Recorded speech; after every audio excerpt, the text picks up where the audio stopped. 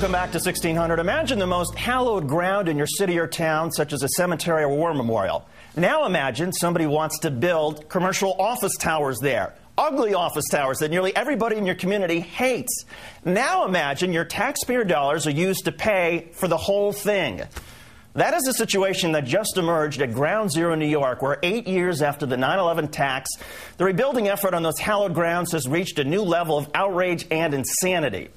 This weekend, Larry Silverstein, the private developer in charge of 3 office towers proposed for Ground Zero, said he has been unable to get private tenant commitments and funds. So he's asking the government for a bailout, $4 billion, so the project can move forward anyway. That's in addition to the billions of dollars the government has already promised to spend for the main office tower, the Freedom Tower, which is now only a few stories above ground.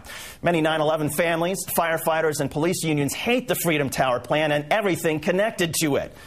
These groups have long argued that the only surefire way to rebuild, recover, and reclaim America's spirit is to rebuild the Twin Towers the terrorists knocked down and build those Twin Towers taller, stronger, and safer. In fact, this sophisticated plan you're looking at now with blueprints, models, and a financing plan is ready to go. Ken Gardner, the building engineer behind the Twin Tower plan the 9/11 families are urging the government to consider, joins us now. And Ken, first of all, on the Freedom Tower issue, what's your reaction to the request that the government now kick in $4 billion to keep this thing going? Well, I think the problems just continue. You have a situation where the people have categorically rejected this, the market has rejected it, and now the people are being asked to pay for something that they've rejected. I think it's really time to actually ask the people what they would like to see there.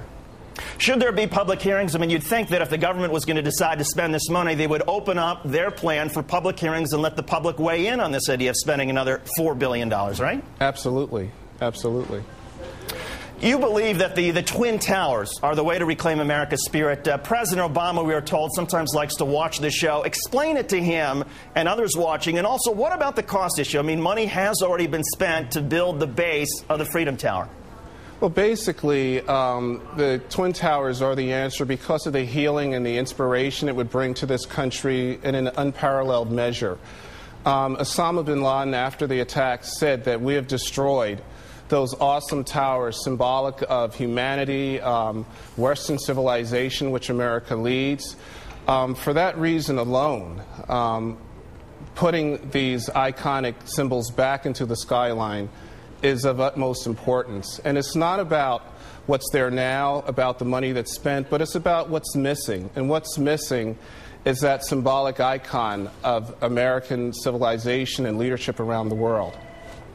A lot of New York officials, though, do say that the Freedom Tower is too far along to stop it, even if it requires more taxpayer dollars and even if the public hates the project. Your thoughts, and explain, under your plan, could you build up based on what's already been done?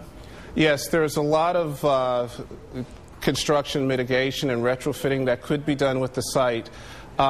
It would indeed take more to do as they progress, but this undertaking is well worth it. The great Austin Tobin, who built the original World Trade Center and one of the greatest leaders of the Port Authority, used to say, "Dream no small dreams, for they have no power to stir the blood."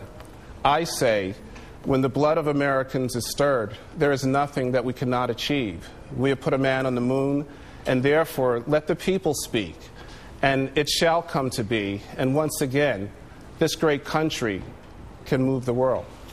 Well, Ken, you know my position. My argument is if the terrorists decided that the buildings were important enough to knock down, simply as a response to them, we ought to build them up stronger, taller, and safer. And clearly there is a way to do it and make it safer and incorporating the existing plan. We've asked several New York politicians to come on the show and explain their continued support of the Freedom Tower. Some of the key senators and city officials and even the governor have refused. But, Ken, we'll keep on it. And thanks so much for coming on. We appreciate it. Thank you, David.